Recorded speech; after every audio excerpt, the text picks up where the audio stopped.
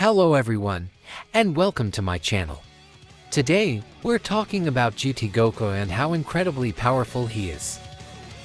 Let's assume that Goku doesn't weaken when he reverts to a child, but due to his size, he loses a lot of stamina.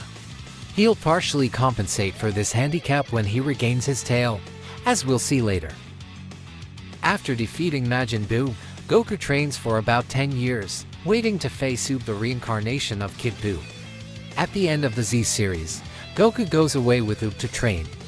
They train together for 5 years, and during this time, they become much stronger than Kid Buu and even SSJ3 Goku in the Z saga.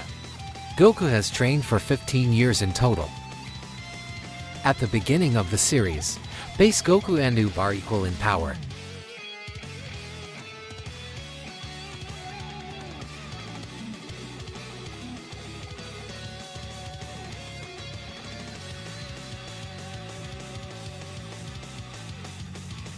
We see evidence that Goku is significantly more powerful than Buu when he faces Rildo, and despite Goku's claims that his ki is even superior to Buu's, he defeats him in his base form. Goku has to resort to the Super Saiyan form when Rildo transforms, becoming significantly stronger than Buu, but not enough to worry Goku.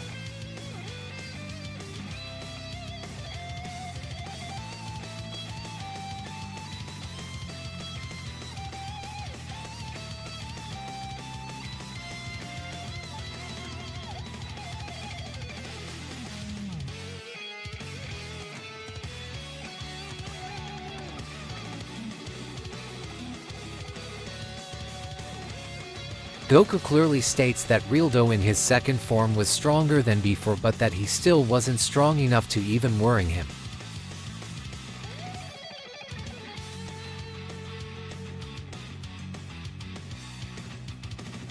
At this point, Meta-Rildo fuses with the planet M to becoming Hyper Meta-Rildo, controlling all the metal on the planet, and although the battle becomes more intense, Goku still does not take the fight too seriously and will lose only to save Pan, who puts herself in danger.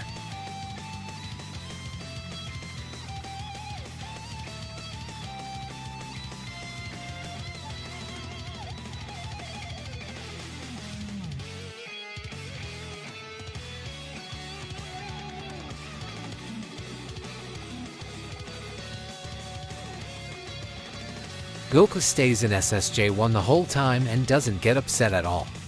He could have ended the fight immediately, but he's just having fun.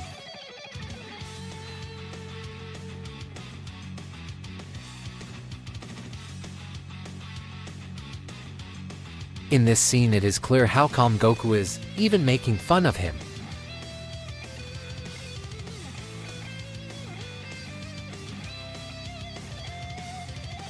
In this clip, we see that he loses because of Pan. Regardless, if there were any doubts, even the GT Perfect files confirm Goku's superiority over Hyper Meta-Rildo. The same Hyper Meta-Rildo who is now far superior in power to Majin Buu. Despite his incredible power, there's one enemy who can defeat him with extreme ease, even when he transforms into SSJ3. That enemy is Baby, after he's taken over Vegeta's body.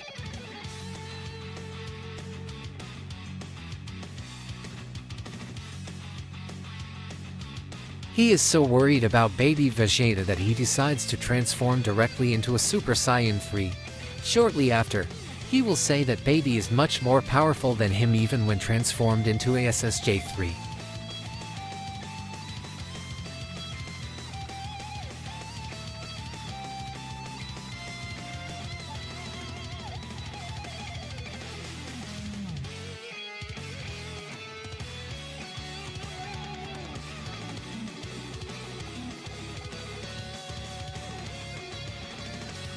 Baby Vegeta is a formidable enemy, and according to the GT Perfect files, each form of Baby is represented as a transformation into a Super Saiyan but corrupted by the parasite. This is why he has white hair but a golden ki, especially in his first form.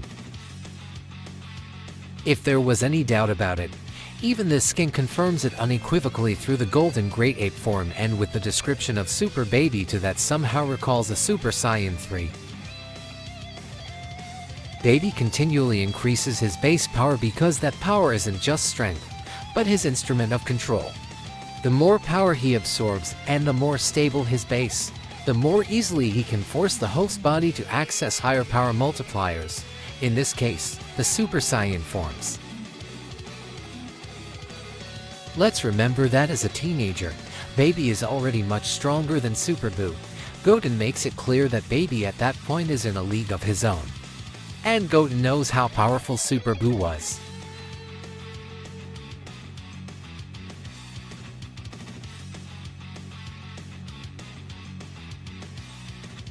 Let's remember that each standard Super Saiyan form has its own specific multiplier that will help us understand how powerful Goku is.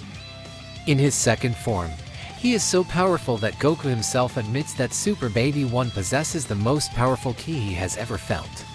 This already makes him more powerful than Super Vegeta.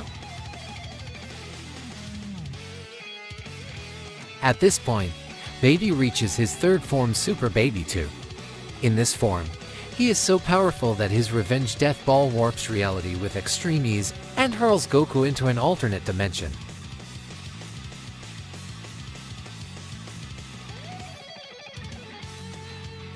Goku ends up in Shigeroku's playspace, a dimension declared inaccessible even to the Kaioshins.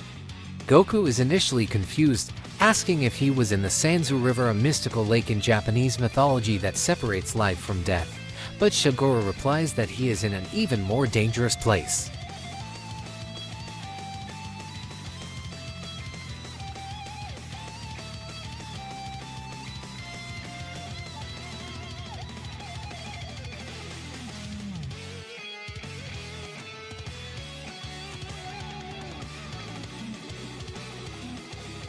In this dimension, Goku was bound by his powers and even his incredible physical resistance, but when Shigeru is discovered cheating, the dimension, in an attempt to kill everyone, gives Goku a moment in which he can use his powers again and takes advantage of it to destroy the entire dimension and escape.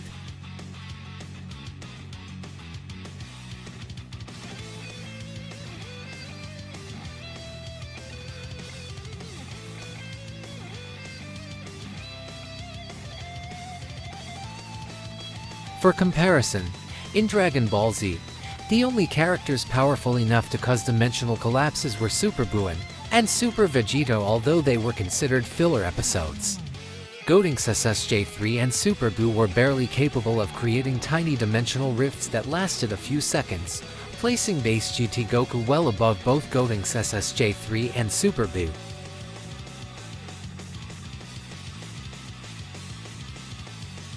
Goku, before his tail grows back, even in SSJ3, remains inferior to Buu and Super Vegeta. Things change when his tail grows back.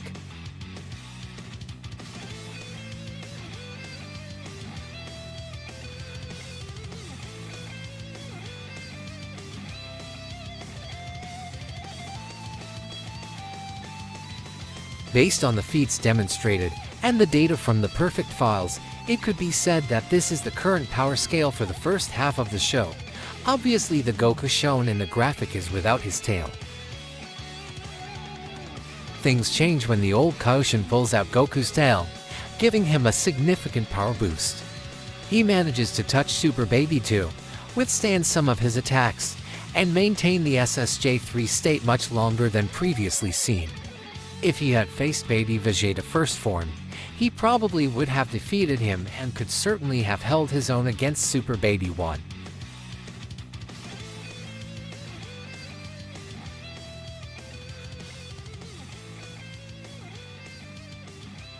In the graph you saw, let's introduce him.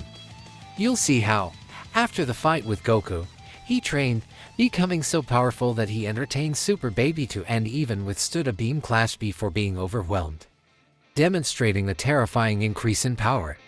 For comparison, even Goku SSJ3 with the tail will have serious problems, with Baby himself saying that Goku isn't that great despite a visible power-up.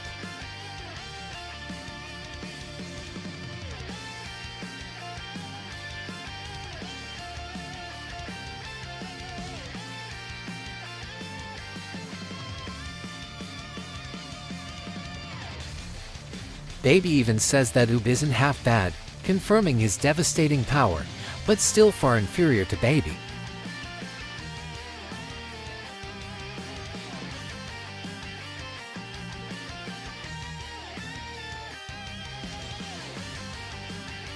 After he fuses with Mr. Buu and reverts to the original Majin, as you can see, Majube is so strong that he's almost as strong as Super Baby 2, even purposely allowing himself to be eaten to destroy him from the inside. The plan backfires because Baby has since become a golden Great Ape. This puts him well above even SSJ3 Goku after his tail grows back. This gap is quickly reached and even surpassed by the time Goku becomes a golden Great Ape.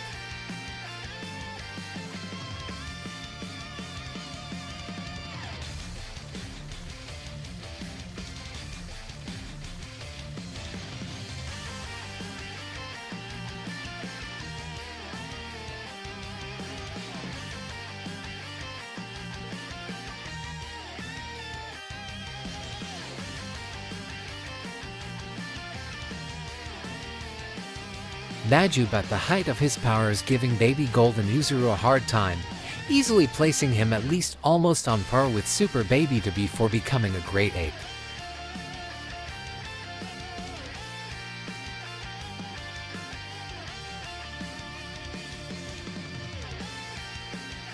Remember how powerful Majube is because later we will need it to understand the power of Goku, who already now, when he becomes a golden Great Ape, is so powerful that Baby can do nothing but run away in terror, with his attacks barely scratching Goku.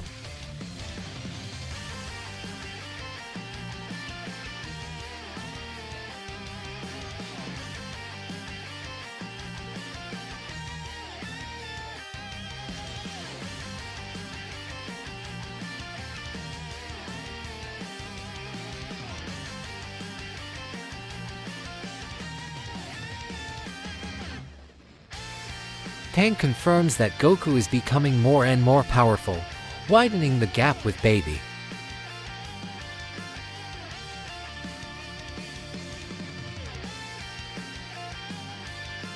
It goes without saying that his Super Saiyan 4 form is far too powerful. He takes a reality warping attack to the face with ease and overpowers Baby with extreme ease. Even when Baby becomes Golden Great Ape, Goku, once further powered up, will defeat him definitively.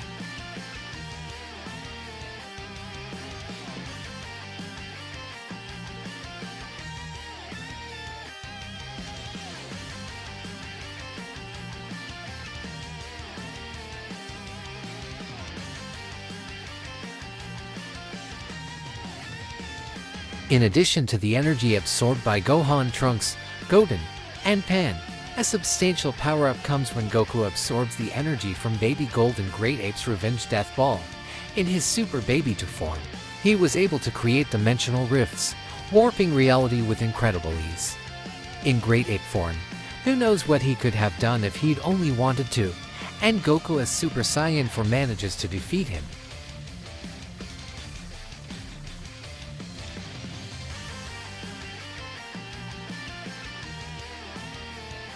Towards the end of the Baby saga, this is the current power scaling. Goku is clearly the most powerful being in the universe at that time.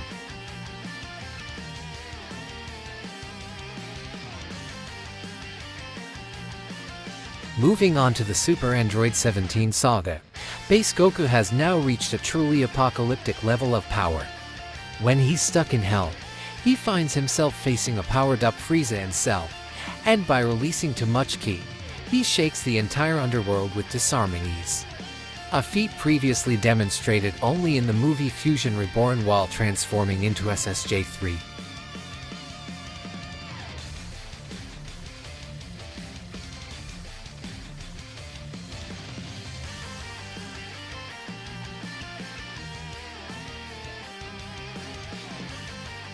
In Dragon Ball, the mortal universe is smaller than the other world.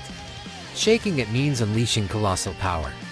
Goku does it in base form and without even trying too hard.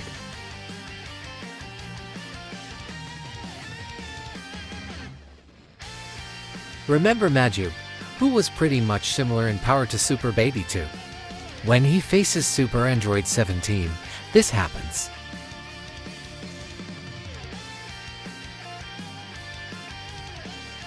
And when Goku arrives, with a single punch while in Super Saiyan form, he hurls Super Android 17 halfway across the planet into space and catches up with him shortly thereafter, neutralizing his energy attacks.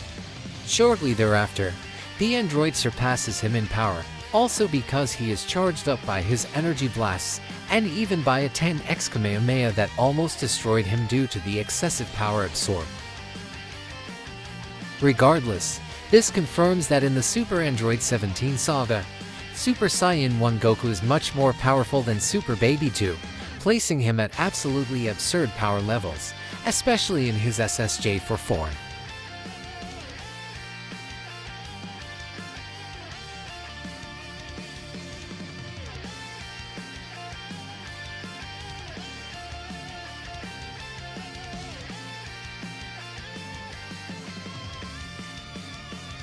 Super 17 is defeated due to his weakness, which leaves him completely vulnerable while absorbing energy, otherwise, he would have been the winner. Regardless, Goku GT is far too strong at this point in the series, eclipsing Majub with his Mirror SSJ1, the same Majub who rivaled Baby in his final form in terms of power.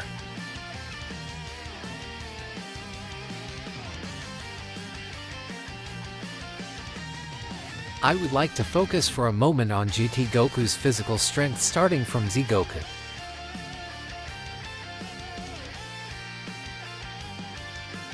In Dragon Ball Z, Buu Saga, 40 tons is too much for base Goku. We can therefore deduce that base Goku could have lifted an absolute maximum weight of between 35 and 38 tons. But in Super Saiyan form, Goku says it's no problem at all.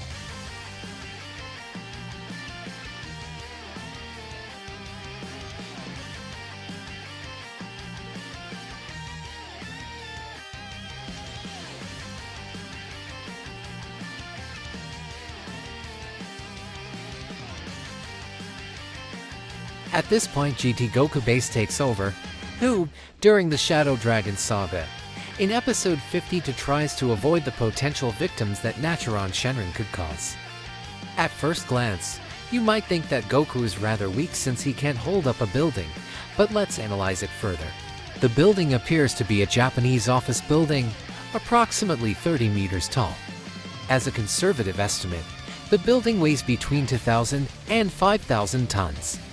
The building in question is even falling forward, and GT Goku momentarily stops the building's fall before its mass can overcome him again. This implies that its strength in base form is sufficient to lift approximately the static weight of the building to 1,000 to 5,000 tons, but much less than the terrifying dynamic force it generates, 3 to 6 times the static weight.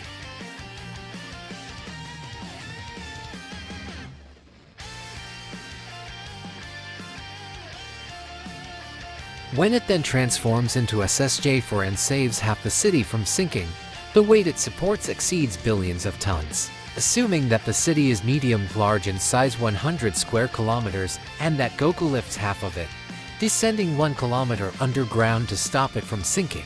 It is a feat that involves lifting over 200 billion tons since Goku at that moment is also lifting the portion of the Earth's crust to which the city is attached, a nice leap from his 35-ton max in DBZ.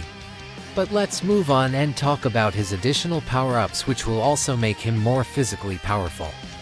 The real power-ups we see after the Super Android 17 saga are when Goku becomes Ultra Full Power SSJ4 and when he defeats Omega Shenron with the Universal Genkidama. But let's go in chronological order.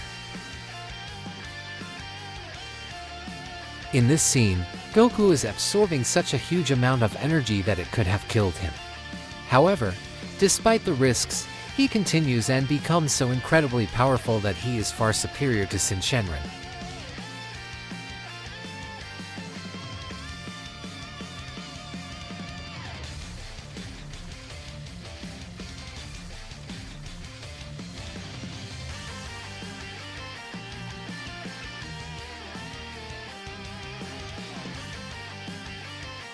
Shenron is the dragon of the first star, the most powerful of the shadow dragons, born from the desire to revive the victims of Frieza.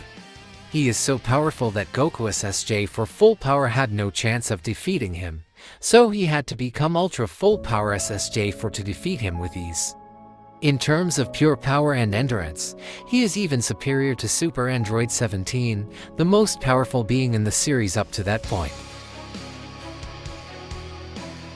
After an apparent defeat, GT Shenron returns and absorbs all 6 other Dragon Balls, gaining the power of the other evil dragons, making him over 10 times more powerful than his previous form.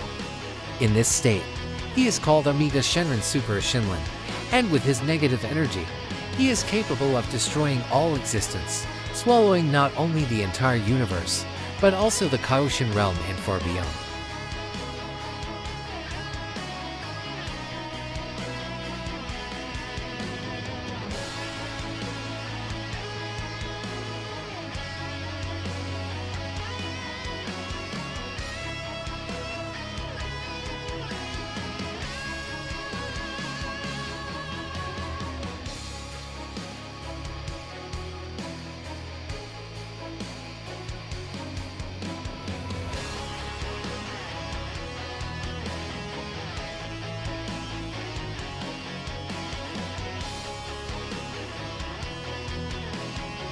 Despite his impressive power, Ultra Full Power SSJ for Goku almost defeated him.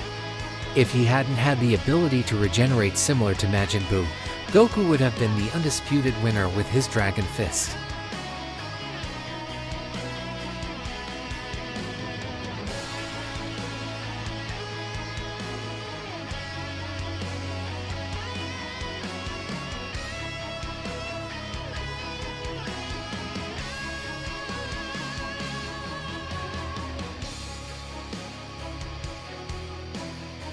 Moving towards the end of the series, GT Goku becomes strong enough to withstand Omega Shenron's attacks and even prevent the planet's destruction. From this point on, Goku becomes something abstract, with Pan herself commenting that Goku now seems like a god. Omega Shenron is definitely not using his full power, but it's still impressive how Goku holds up.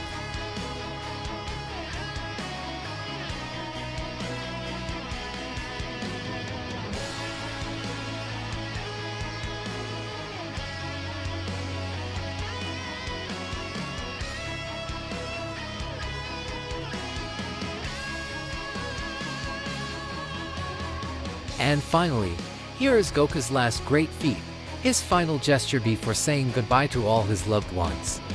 Goku returns, drawing upon the energy of the entire universe and beyond, with the sole desire to defeat Omega Shenron, the most powerful being he has ever faced, but one who threatens all existence. Omega Shenron desperately tries to stop him, but Goku doesn't seem to suffer the slightest harm from the Shadow Dragon. Terrified, the Shadow Dragon almost tries to beg for mercy from a Goku who is no longer among us but continues to fight despite everything. Goku thanks the entire universe and casts his hope against Omega Shenron, who will destroy him forever.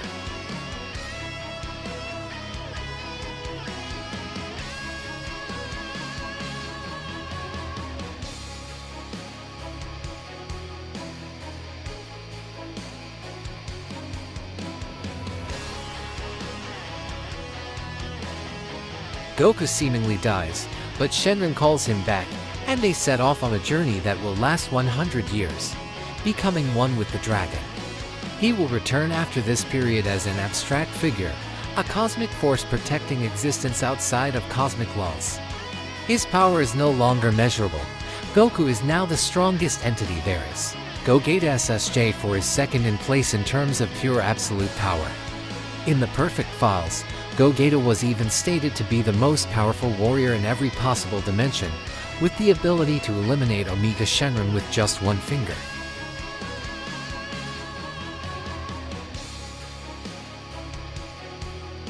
The video comes to an end. Thank you so much for watching it to the end.